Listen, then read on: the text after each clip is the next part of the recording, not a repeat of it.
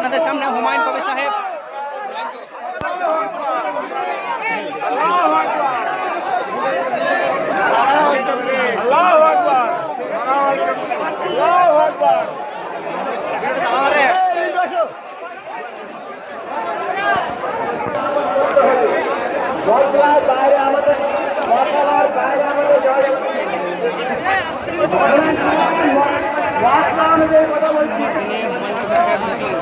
একই জায়গায় জবর নামাজ হবে, ইমাম পরিবর্তন করতে হবে।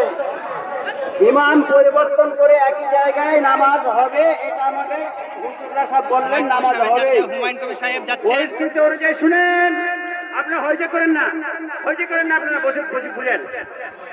এখানে আল্লাহর জন্য এখানে আমাদের নামাজ আগে করে দাও। প্রচুর মানুষের জামায়াত। শুনেন আমাদের সিদ্ধান্ত, শুনেন আমাদের সিদ্ধান্ত আপনাদের সুবিধার্থে, আমাদের সিদ্ধান্ত আপনাদের সুবিধার্থে। এখানে নামাজ